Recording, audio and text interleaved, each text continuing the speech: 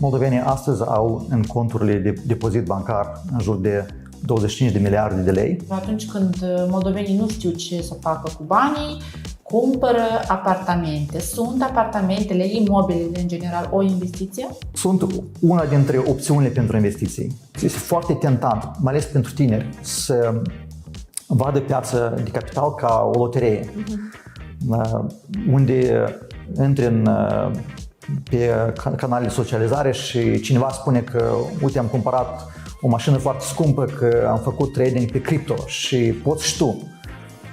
Dacă cineva îți promite 300% în 3 luni, atunci trebuie să adaugi la formula o dată că riscul este proporțional tot atât de mare. Să-ți faci o deprindere, să pui bani deoparte în fiecare lună pentru tine, pentru viitorul tău.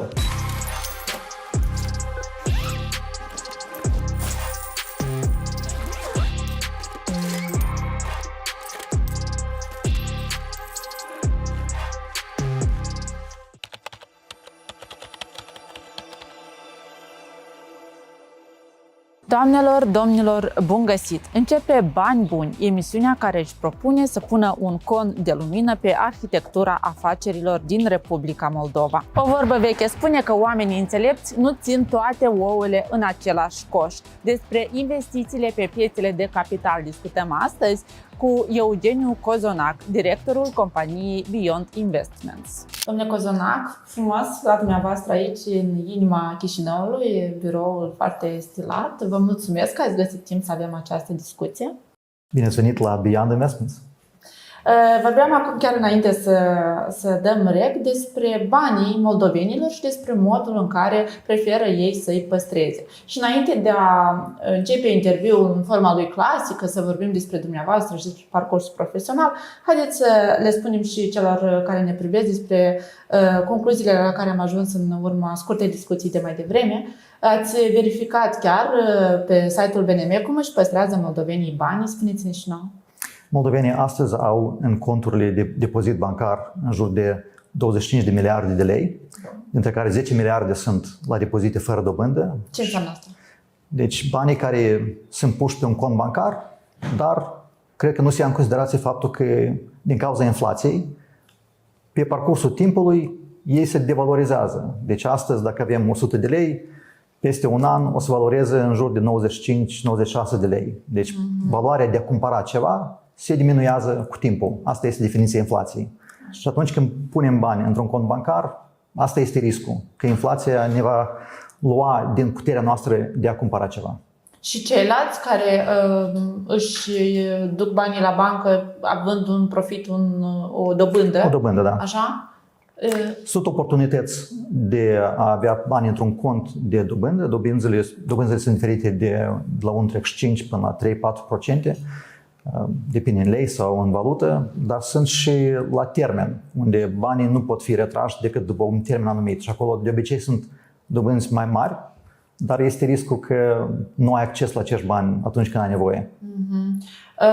Ziceați mai devreme că atunci când moldovenii nu știu ce să facă cu banii, cumpără apartamente. Sunt apartamentele, imobilele în general, o investiție?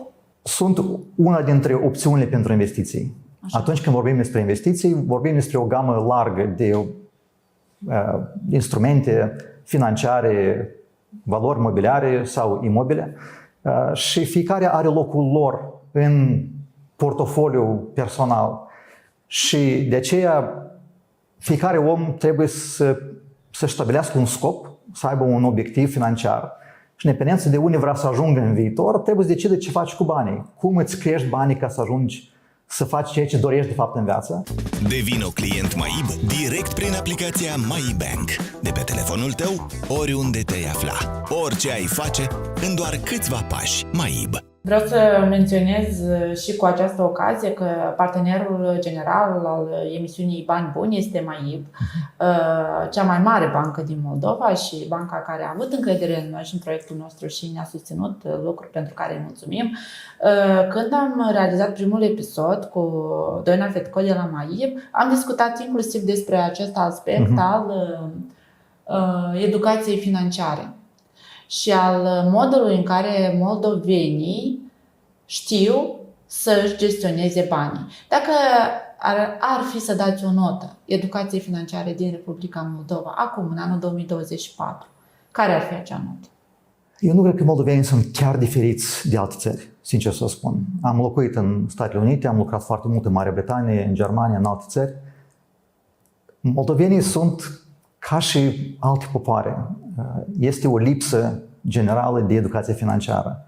La noi este asta mai pronunțată, fiindcă am ieșit dintr-un sistem comunist, socialist, unde proprietatea privată nu era acceptabilă la nivel politic și atunci când avem bani și avem oportunitatea să investim capitalul, chiar nu avem de unde să ne uităm la generația precedentă să ne învețe cum să facem acest lucru. Pe când în SUA, chiar dacă părinții nu te-au învățat ce să faci cu banii, atunci când iei primul job, imediat resursele umane îți oferă și mecanismul de investiții pe lungă durată. Poate că nu știi ce să faci cu el, poate trebuie să întrebi la colegi, dar eu vorbesc cu foarte mulți oameni din SUA care sunt exact în aceeași situație. Trebuie să investesc, nu știu ce să fac. Și moldovenii astăzi cu accesul de fapt la toate mecanismele, și asta este lucru foarte pozitiv. Noi astăzi în Moldova putem să investim într-o gamă foarte, foarte diversă de instrumente financiare. Și urmează doar să avem o campanie de educație financiară. Ar fi bine ca părinții să-și învețe copiii ce înseamnă să faci un buget. Deci ceva foarte simplu. Fiindcă un succes financiar de lungă durată începe de lucruri foarte, foarte simple. Cum să știi că nu-ți cheltui mai mulți bani pe lună decât produci? Și apoi, cu banii care economisești, care este o repartizare corectă pe diferite investiții sau conturi, instrumente financiare care sunt adecvate pentru situația financiară individuală? Cred că în interviul de astăzi noi o să le oferim celor care ne privesc niște răspunsuri în acest sens, dar mai întâi aș vrea să vorbim un pic despre portofoliul dumneavoastră profesional, care, vă ziceam și mai devreme, mie mi se pare interesant și vorbitor așa. Aveți o experiență de peste 20 de ani în managementul corporativ, companii în Moldova, Marea Britanie și SUA. Sunteți cofondator al actualei companii Endava. Iar acum conduceți Beyond Investments, despre care spuneți că este singurul consultant de investiții autorizat din Republica Moldova. Ceea ce faceți astăzi aici este rezultatul unui traseu prestabilit? Ați avut schema de la început sau ați mers după val și v-ați reconfigurat în funcție de cum s-au schimbat situațiile din viață? Nu am avut un plan să ajung unde am ajuns astăzi. Nu cred că este posibil să-ți faci așa un plan, fiindcă ieșind din Uniunea Sovietică, toate joburile, toate oportunitățile s-au schimbat. Fiecare om trebuia să se reinventeze și să se adapteze la realitatea nouă. Eu, în acea perioadă, am început să învăț programarea. Credeam că o să fiu programator și o să lucrez în companii de tehnologii informaționale, dar am descoperit că, de fapt, sunt antreprenor. Mult mai mult îmi place să intru într-un domeniu care n-a fost abordat de alți antreprenori, unde sunt necesități și oportunități pentru un serviciu sau produs nou, și asta mă pasionează, să lansez ceva total nou, total diferit, care transformă și îmbunătățește viețile oamenilor. Endava a fost lansată exact cu această idee. Atunci întrebarea era, în anul 2000, era cum să menținem creierii, deci cei mai capabili oameni din Moldova să nu plece din țară, dar să aibă un job decent, cu salarii foarte bune, să fie acasă și să facă transformarea țării aici. Și ne-am propus să angajăm anume studenții, cred că asta a fost inovația mică, fiindcă am oferit locuri de muncă chiar studenților part-time care încă își făceau studiile, dar le dădeam oportunitatea să aibă și experiență practică. Și am început cu 2 oameni part-time, apoi am fost 6 și apoi astăzi 10.000 de angajați în toată lumea. Dar asta a fost scopul inițial și asta a fost valoarea de a investi în țara noastră, de a crede în oamenii noștri și în capacitatea noastră de a face lucruri la o calitate foarte, foarte înaltă. Atitudinea asta de vizionar, de sondarea terenurilor nedescoperite, să zic așa, Eu mă gândesc că ar trebui să meargă mână de mână cu o capacitate de asumare a riscurilor. Pentru că, de exemplu, să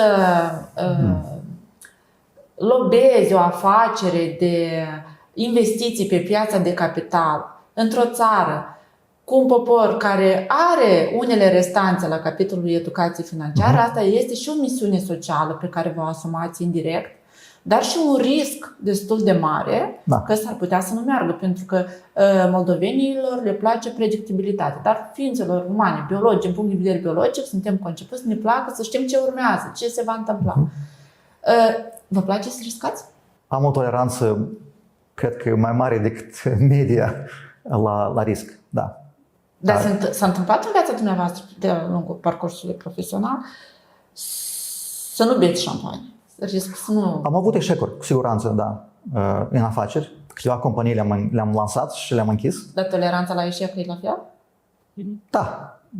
Una fără alta nu e ok. Trebuie să fii gata să riști pentru ca să ai o răsplată mai mare. Și opinia mea este, pentru mine e foarte important, ceea ce fac să fie pe o perioadă foarte lungă.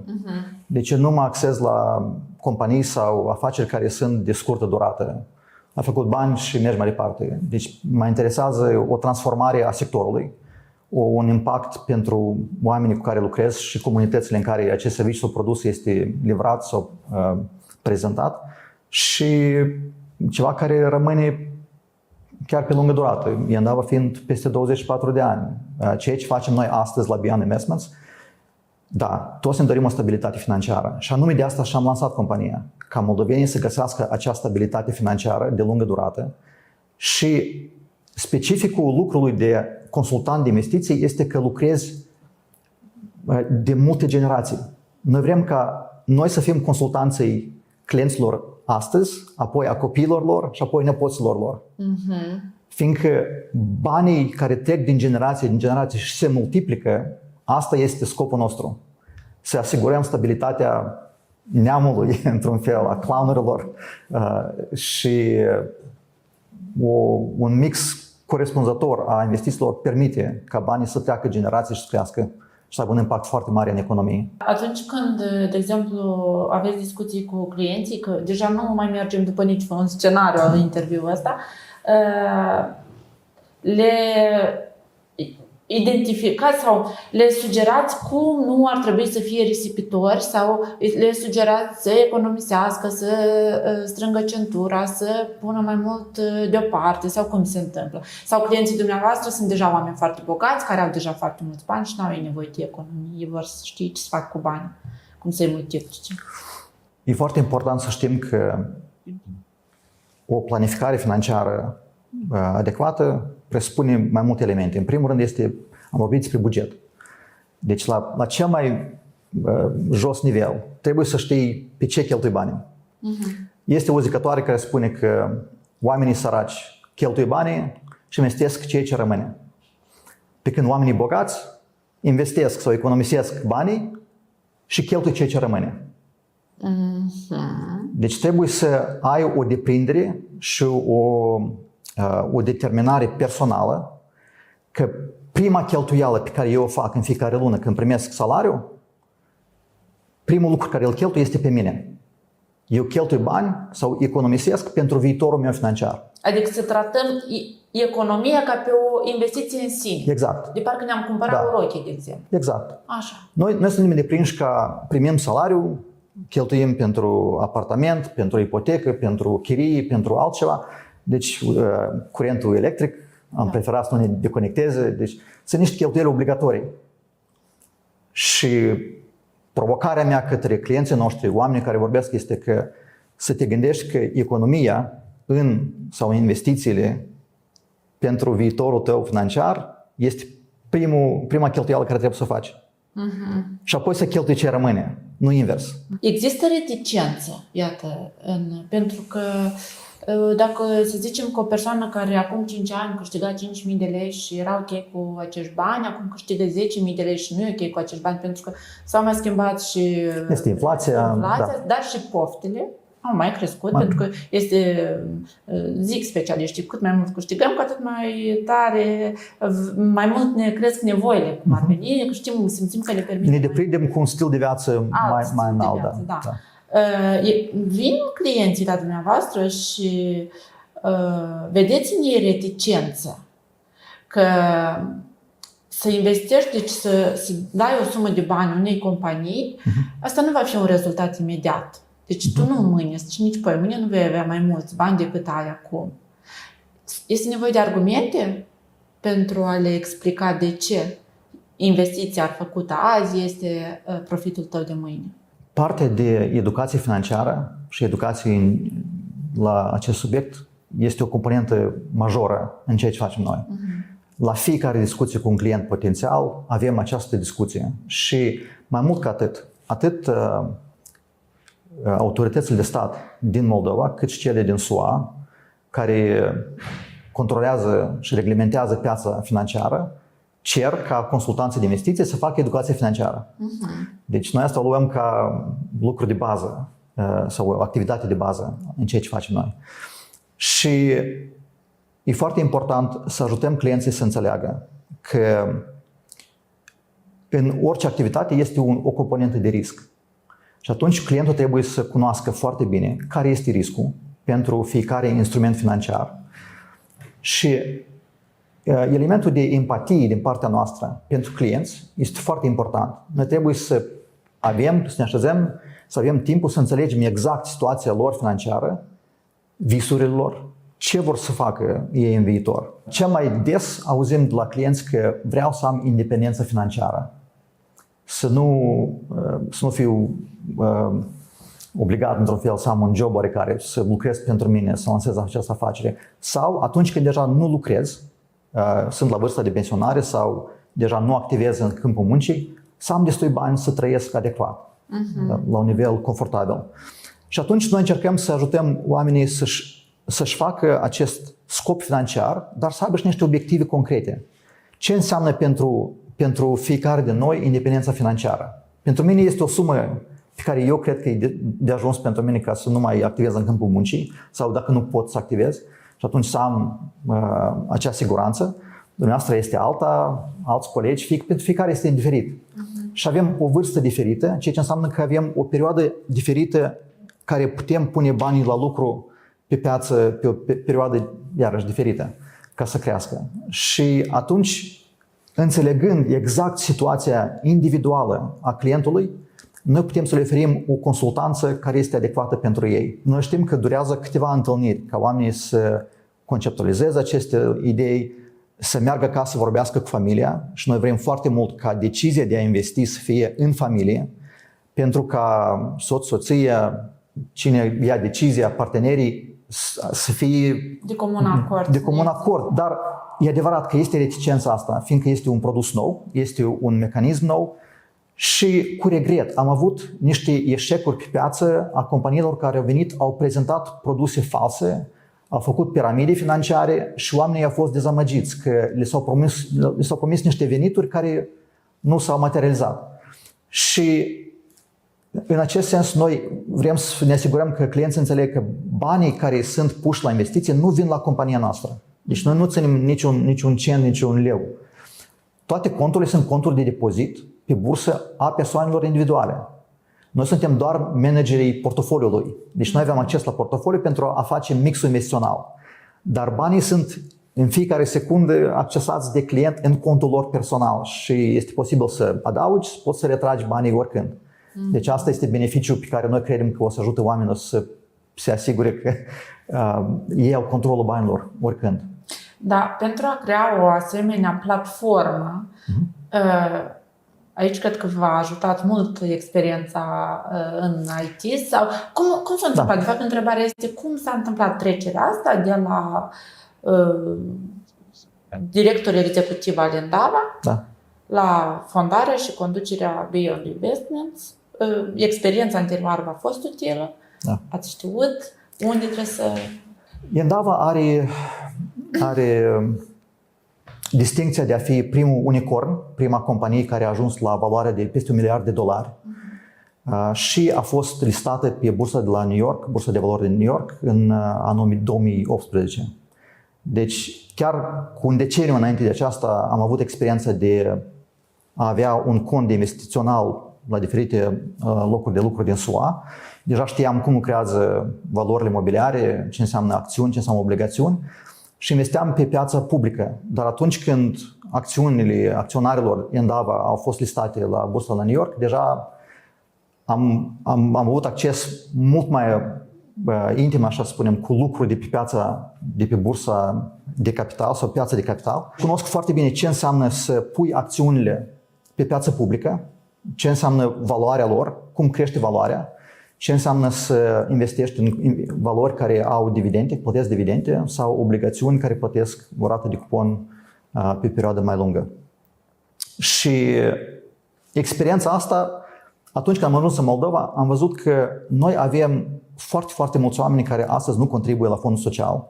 De exemplu, toate companiile care sunt în parcul IT, toate companiile IT, de fapt, nu vor avea pensii de stat. Și atunci ne vom trezi peste 20-30 de ani cu 20-30 de mii de oameni care nu primesc nimic de la o pensie de stat. Și atunci, din ce vor trăi acești oameni? Dacă astăzi ei cheltuie și investesc ceea ce rămâne, ceea ce e nimic, cum ne asigurăm că cei mai capabili, cei mai deștepți, cei mai muncitori oameni din țara noastră au o bătrânețe asigurată sau au o independență financiară pe care și-o doresc? Și atunci mi-am propus să oferim acest mecanism în Moldova pentru ca oamenii să aibă oportunitatea de a-și face așa numiți bani lungi. Banii care se investesc la rată mică pe o perioadă lungă de timp, care cresc și beneficiază de dobânda compusă. Deci când punem niște bani la un depozit, avem o dobândă. Dobânda aceasta se reinvestește și atunci avem o dobândă din principal și dobândă. Deci este o creștere aproape exponențială pe o perioadă lungă de timp. Se spune că cea mai bine tranzacționată monedă este moneda relațiilor. Dumneavoastră ați creat această companie care, cum ziceam, este un concept nou pentru piață, dar nu vă ascundeți, ieșiți, vorbiți, explicați, deci aveți toate actele în regulă, să zicem așa. Am studiat un pic CV-ul dumneavoastră și am văzut că pe o perioadă de aproape 2 ani ați fost director al Agenției Proprietăți Publice și apoi imediat ați devenit consilierul pe domeniul business al fostei prim-ministre Natalia Gavriliță. V-a ajutat această experiență în munca în administrația publică și nu pur și simplu, dar la un nivel destul de înalt, să vă creați relații și dacă și dumneavoastră sunteți de părere că relațiile sunt o monedă foarte prețioasă. Relațiile sunt cel mai prețios lucru care îl avem, de fapt. Cred că în afaceri și în viața personală. Pentru mine, lucrul în Guvernul Republicii Moldova a fost foarte, foarte interesant. Am descoperit că Moldova are mare potențial. Da, s-au făcut niște lucruri urâte pe parcursul anilor, s-au făcut foarte multe scheme și este foarte mult de lucru ca să avem o țară care are toate lucrurile puse la locul lor. Dar am descoperit că avem foarte mulți oameni capabili și sunt mulți oameni în guvern, funcționari publici și am cunoscut oameni care au fost la întreprinderi de stat cu care am menținut relațiile și chiar astăzi mă bucur că câțiva din ei chiar lucrează aici la Beyond. Avem pe Dumitru Pântea, care a fost director la Organizația pentru Dezvoltarea Antreprenoriatului, ODA, și Vadim Gumeni a fost secretar de stat la Ministerul Economiei. Adică ați calculat oamenii din sistem. Haideți să spunem așa cum este. Ați făcut o afacere, ați luat oameni buni din sistemul. Le-am dat oportunitatea după lucru din guvern. Da. Așa. Dar poziția asta de, ca să nu greșesc, o să citez, consultat de investiții autorizat. Da? Da. Haideți să explicăm așa mai pe înțeles ce înseamnă această poziție, cu ce vă ocupați de fapt. Dumneavoastră și colegii dumneavoastră. Un consultant autorizat înseamnă că este o companie sau un grup de consultanți care lucrează conform anumitor rigori, un cod de etică și sub supravegherea a unei agenții regulatorii pe piața financiară. În cazul dat în Moldova suntem în relații foarte apropiate în sens de lucru cu Comisia Națională a Pieței Financiare, CNPF, și chiar dacă Moldova a avut legislația aceasta despre companii de consultanță de investiții din 2019, timp de 5 ani nimeni n-a intrat pe piață, fiindcă cerințele sunt mari, de fapt, sunt complexe și experiența de lucru nu există.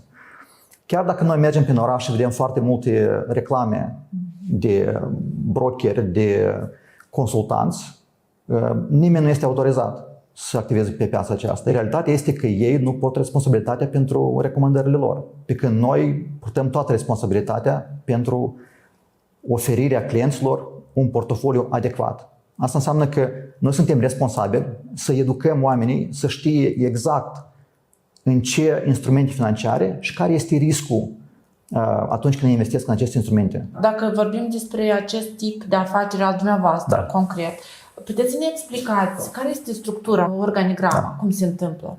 Deci există un director. Noi avem două companii, de fapt. O companie Beyond Capital, care este în SUA și este licențiată în SUA, și avem un partener care este în această companie, care are toate licențele pentru a activa pe piața americană. Și tot același lucru se aplică în piața americană. Dacă ai o plângere, dacă ai deci vrei să spui că n-am făcut un lucru de calitate, mergi la agenția care reglementează piața financiară americană. Și atunci în SUA este mai mult ca Moldova. Toate plângerile sunt publice și nu le poți șterge. Dumneavoastră sunteți unul dintre foarte puțini consultanți autorizați, consultanți de investiții autorizați. Singurul consultant, n-am vrut să risc, mie nu-mi place risc. Din Republica Moldova. Și mă gândesc că piața de investiții din țara noastră, pentru că încă este la o etapă destul de incipientă, vine cu provocări. Care sunt principalele provocări pe care dumneavoastră le-ați întâlnit în drumul spre crearea acestei afaceri? Ne-ar fi interesat foarte mult să investim și în piața Moldovei. Deci noi, ca consultanți de investiții, putem face o recomandare de investiții oriunde. Deci nu suntem obligați doar pe piața americană. Și atunci când cineva vine și spune că eu aș vrea să investesc în anumite instrumente financiare în Moldova, da, poate pentru ei asta este corect. Sunt câteva lucruri care trebuie făcute ca să avem o piață dinamică. Trebuie să avem asigurare că toată informația prezentată de o companie este adevărată, deci este o transparență, este o integritate în informația asta și este o cale ușor accesibil, de a accesa foarte ușor această informație. Haideți să vorbim un pic despre valorile imobiliare de stat, să explicăm un pic acest termen și de ce se consideră că investițiile în valori imobiliare de stat sunt investiții cu un grad scăzut de risc. Atunci când vorbim despre valori imobiliare de stat sau corporative sau municipale, riscul de a pierde banii investiți este un împrumut. Deci când cumperi o obligațiune, de fapt faci un împrumut către o entitate, fie stat, fie un oraș, dacă vorbim municipale, fie o companie care are nevoie de un împrumut și nu poate găsi la bancă acești bani. Și atunci faci o emisiune de obligațiuni de o sumă anumită cu promisiunea că în fiecare an se va plăti rata de cupon, un procent anumit în fiecare an. Așa. Și obligațiunea are un termen. Poate fi un an, poate fi chiar câteva zile, eu știu, dar de obicei un an sau câțiva ani. Cu cât mai lungă durata acestei obligațiuni, cu atât mai mare este de obicei procentul, dar este și mai mare risc de inflație. Din cauza că statul, este foarte rar ca un stat să nu mai funcționeze, să nu-și poate onora obligațiunile financiare, de obicei aceste valori imobiliare de stat sunt cele mai sigure. Orice persoană poate avea acces sau poate investi în valori imobiliare de stat? Da. Cum? De unde află? Sau e mai bine să apeleze la un consultant ca să adreseze toate aceste întrebări, să-și configureze cumva interesul, să afle exact ce are nevoie să știe? Dacă persoana vrea să știe doar despre valori imobiliare de stat, poate să vină la noi, la consultanți de investiții, sau poate să meargă la bancă și să ceară informații. Dacă persoana dorește să afle toată gama de oportunități de investiții, inclusiv valori imobiliare de stat, depozite, restul și oportunități pe bursa de valori, atunci noi suntem capabili să le facem o prezentare amplă la toată gama de produse. Mi-ați ridicat frumos la fileu următoarea întrebare. Compania dumneavoastră se concentrează pe oferirea de soluții eficiente de gestionare a investițiilor pe piețele internaționale de capital. Cum abordați procesul de identificare a oportunităților? Că bănuiesc că sunteți mereu la oră, la zi, cu tot ce se întâmplă pe piețele de capital și ce criterii folosiți pentru a evalua potențialul acestora, gradul lor de risc, înainte de a veni cu recomandări pentru clienții dumneavoastră? Un lucru foarte important care trebuie să-l înțelegem este diversificarea investițiilor. Și atunci când auzim deseori vecinii, oamenii vorbesc că uite, este o companie care are potențial de creștere foarte mare, fie o companie care îți place, de exemplu Apple sau Nvidia sau altă companie care are potențial de o creștere exponențială și crezi că investind într-o singură companie vei beneficia și tu de această creștere, este un risc foarte mare când îți pui toți banii într-un singur coș. Și depinzi de performanța unei singure companii sau două, trei. Noi propunem produse care sunt ultra diversificate. Deci fondurile pe care noi le cumpărăm sunt acțiuni de fracții, deci foarte, foarte mici bucăți din foarte, foarte multe companii. Un fond, de exemplu, dacă cineva investește aceea $100, noi vom cumpăra câteva fonduri diversificate care sunt pe piața de capital din vest și atunci, chiar dacă o companie deja nu mai activează sau a avut un trimestru foarte, foarte slab, ceva s-a întâmplat, portofoliul nu este afectat, fiindcă investiția de fapt este în mii de companii. Și chiar dacă luăm acești 500 de companii cele mai mari de pe piața din vest, valoarea lor totală este de 42 de trilioane de dolari. Și atunci dacă una din ele are o fluctuație sau volatilitate mai mare, nu o simți, fiindcă toată piața de fapt este destul de stabilă, iar vorbim despre o medie de 8-10% anual. Adică asta e argumentul de diversificare și stabilitate, într-un fel că nu iai riscul la o singură companie sau la un singur grup de companii, ci este diversificată pe toată piața. În afară de diversificarea portofoliului, care este foarte importantă, este și diferența dintre investiții active. Atunci când noi stăm la calculator sau la telefon și verificăm poziția companiei respective și căutăm cel mai oportun timp să punem banii, să retragem banii, asta este o investiție activă. Noi suntem investitori pasivi. Noi vedem care sunt fondurile diversificate, care au o creștere constantă pe o perioadă foarte lungă de timp și noi suntem investitori pe 10, 20, 30, 40 de ani și atunci noi nu ne jucăm cu banii care îi retragem și îi punem înapoi atât de des. Noi cunoaștem care sunt costurile de management a fondurilor, care sunt costurile de tranzacționare și noi luăm decizia cea mai eficientă pentru clienți. Și aici cred că e important să atenționez la faptul că fiind sub supravegherea agențiilor naționale din Moldova și din SUA, noi suntem obligați să fim așa numiți fiduciari, unde fiecare decizie de investiție este obligatoriu să fie în interesul clientului, nu a noastră. Unii consultanți pot recomanda anumite produse pentru care primesc și ei un bonus dacă le vând. Deci noi nu oferim astfel de produse. Noi nu suntem plătiți de părți terțe pentru a promova produsele lor. Noi suntem obligați să oferim produsul care este cel mai eficient, cel mai efectiv. Da, tendințele, că ziceați că mereu monitorizați și alegeți cea mai bună opțiune pentru interesele clienților. Există pe piața investițiilor de capital tendințe, de exemplu, pe care puteți să le prevedeți cu ceva timp înainte, de exemplu să știți că, iată, vara scade sau iarna crește.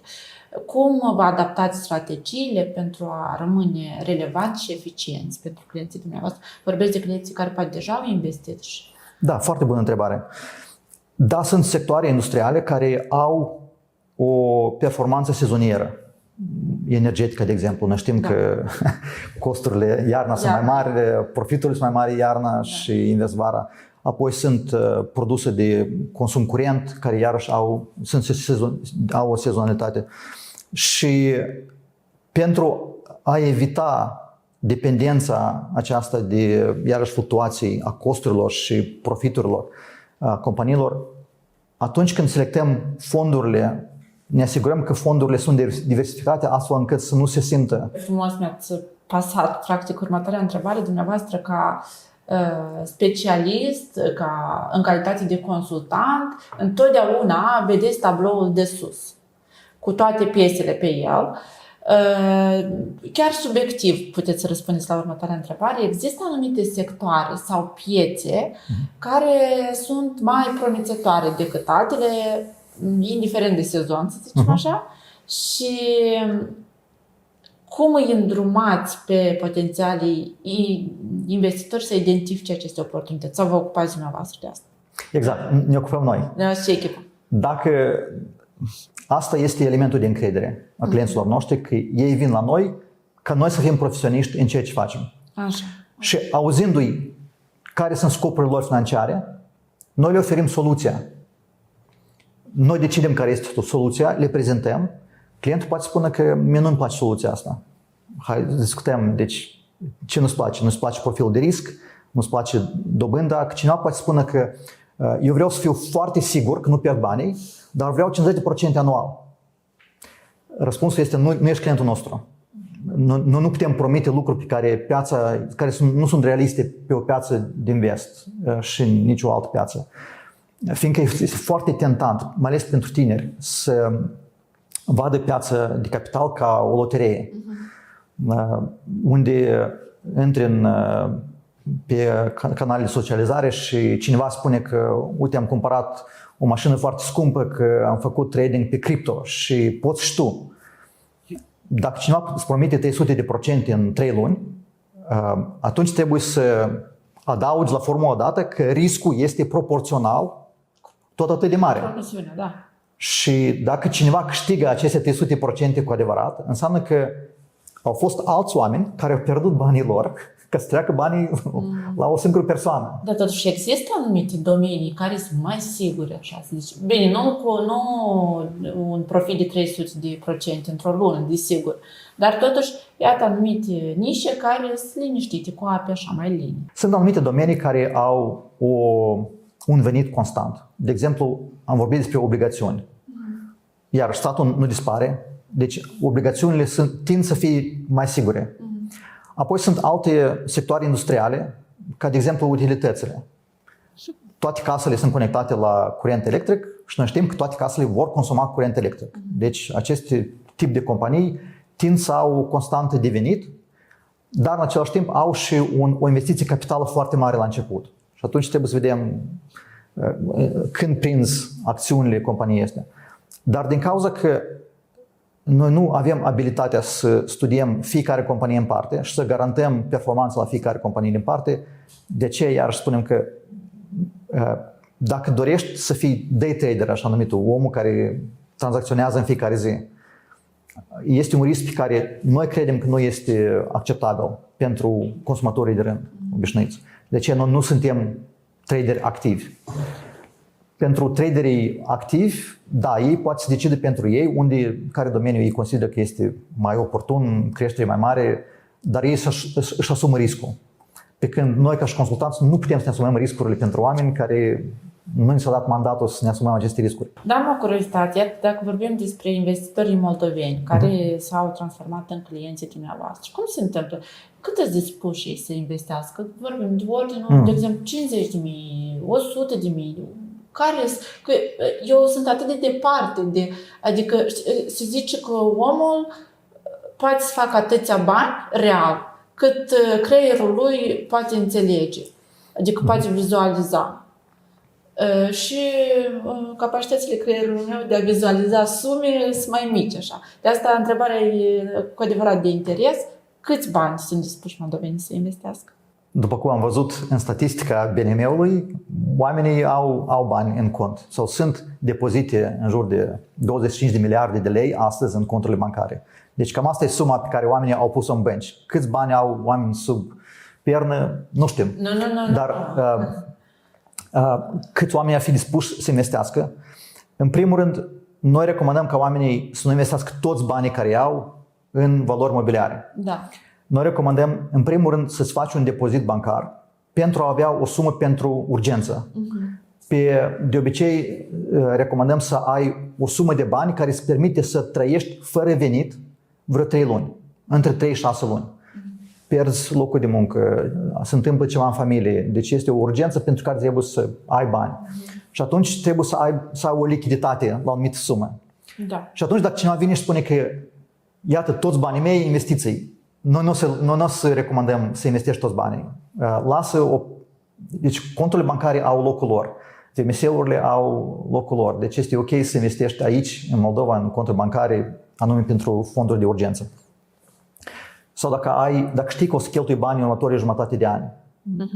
Deci nu-i pune undeva departe, trebuie să ai acces la ei. Banii care, și apoi trebuie să decizi câți bani poți să-i dai pentru o investiție de lungă durată, iarăși bani lungi. Deci asta este specialitatea noastră.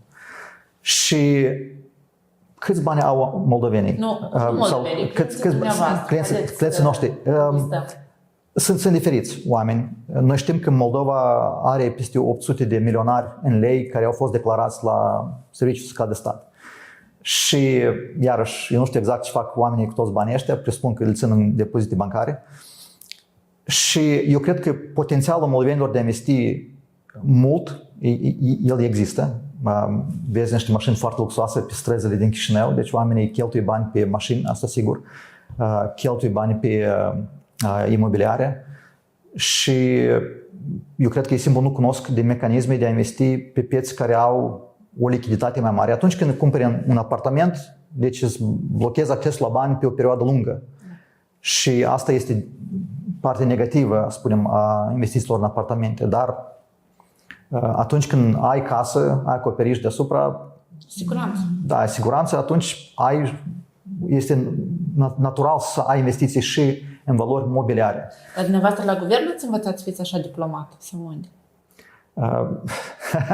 Nu știu, unde am învățat. La guvern cu siguranță înveți să nu vorbești lucruri care nu sunt adevărate și care poate să aibă un efect mai mare decât te așteptai. Revenim la clienții dumneavoastră. De ordinul, haideți să operăm cu zerouri.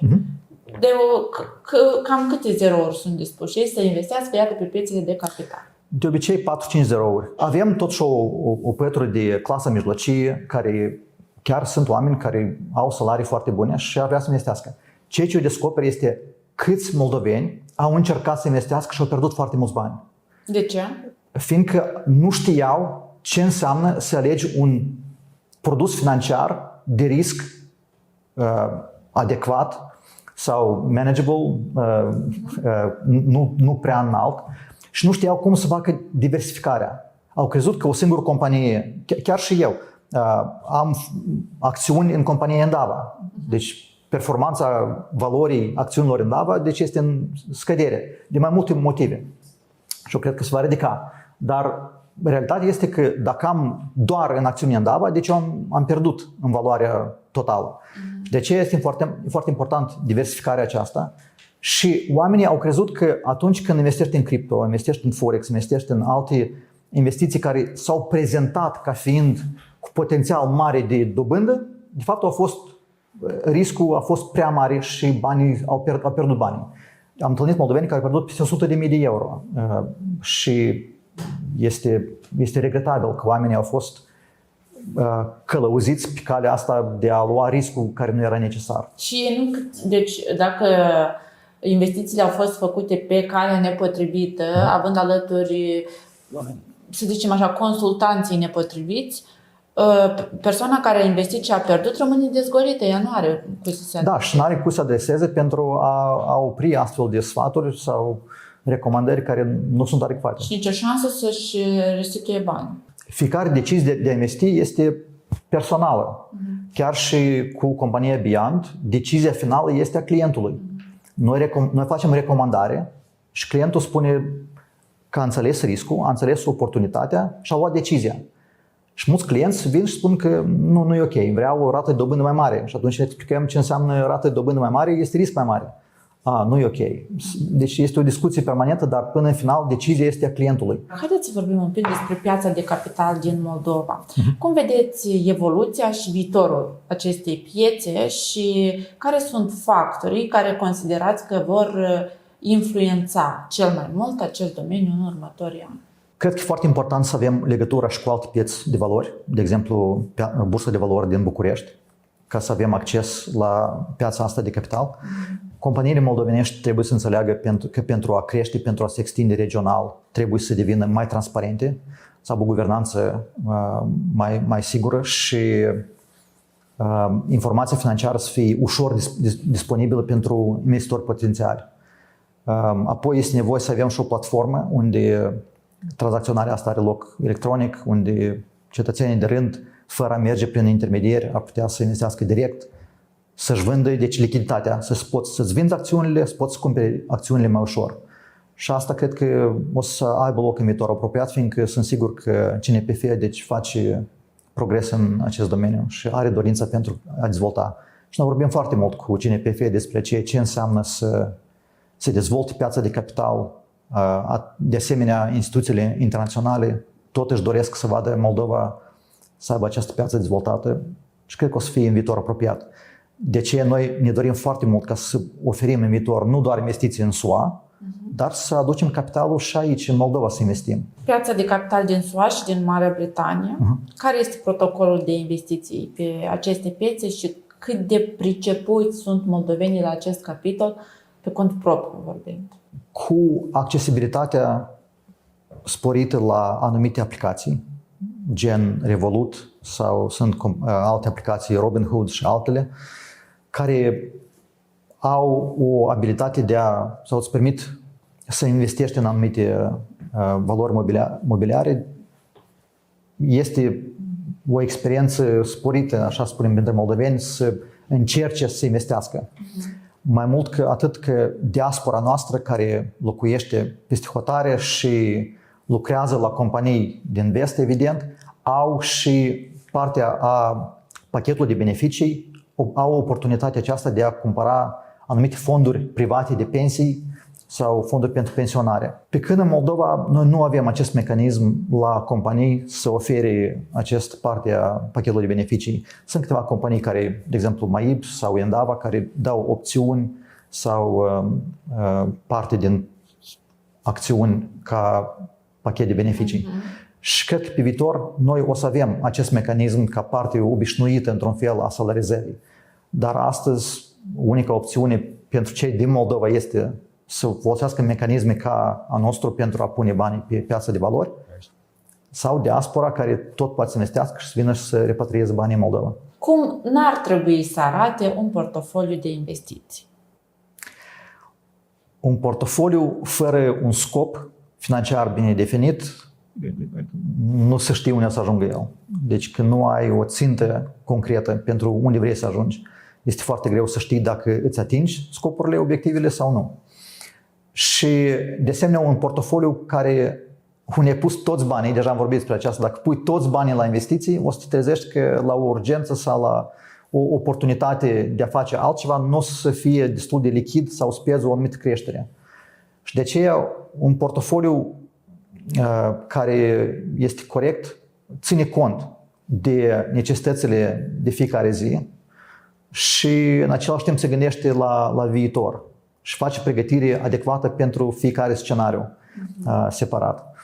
De asemenea, un portofoliu unde clienții nu au înțeles în ce de fapt ei au investit este un portofoliu cu risc sporit și o provocare pentru noi ca și consultanți de investiții este asigurarea că clientul chiar a înțeles cum funcționează bursa de valori, în ce instrumente financiare banii lor au fost investiți, fiindcă altfel, dacă nu am explicat clar, dacă omul chiar nu a înțeles, atunci pe viitor nu va fi încrederea în ceea ce oferim noi ca serviciu și va fi acea nesiguranță că poate m-au mințit, poate ceva s-a întâmplat. Dacă vezi o descreștere pe piață, spui, of, Doamne, ce s-a întâmplat? Îmi retrag banii. Noi ne propunem să contactăm fiecare client cel puțin o dată în jumătate de an, ca să vedem, s-a schimbat ceva, s-a schimbat scopurile, s-a schimbat situația financiară, ce se întâmplă, ca să ajustăm acest portofoliu, să înțelegem exact ce se întâmplă, pentru ca să fie acest sentiment de siguranță și încredere că noi chiar vom atinge scopurile financiare.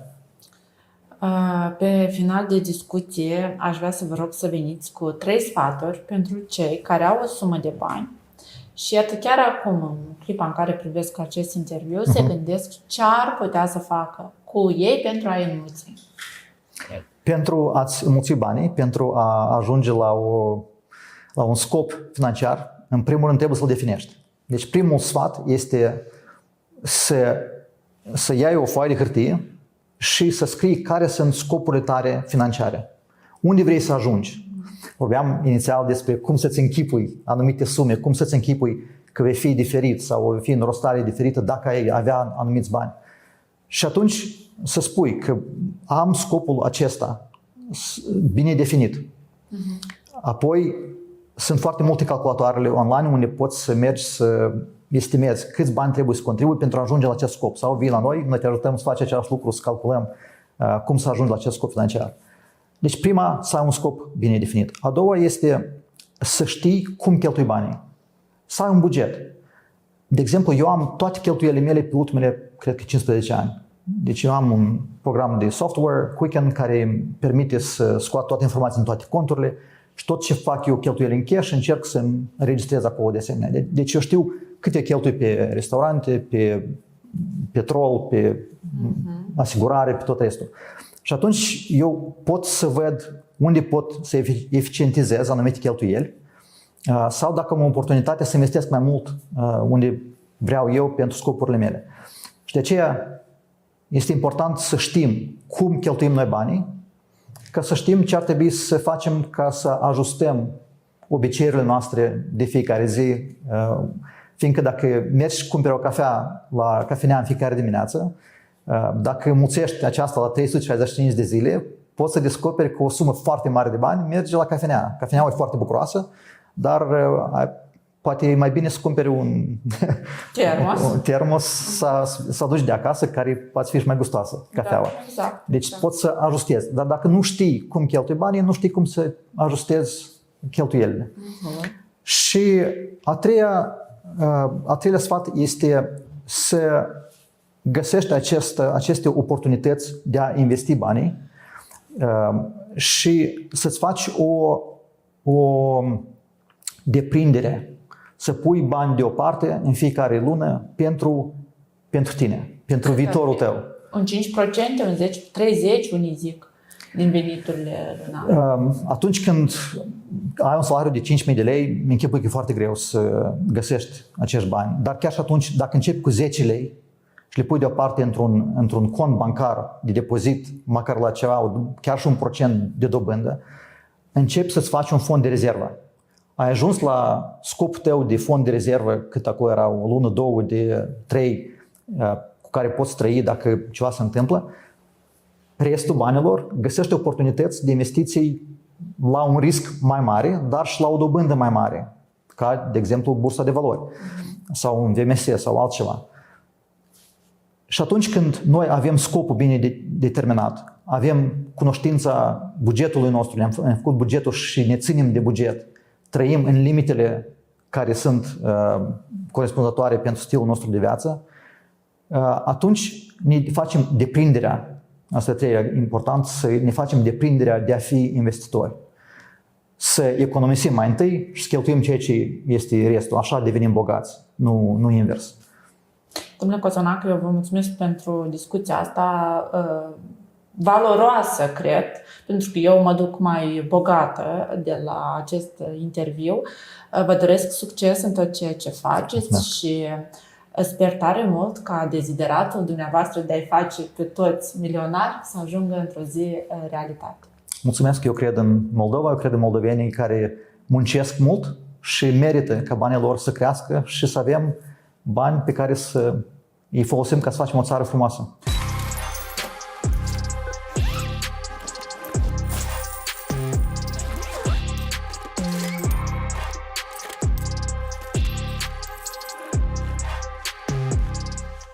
Devino client MAIB direct prin aplicația MyBank, de pe telefonul tău, oriunde te-ai afla. Orice ai face, în doar câțiva pași. MAIB.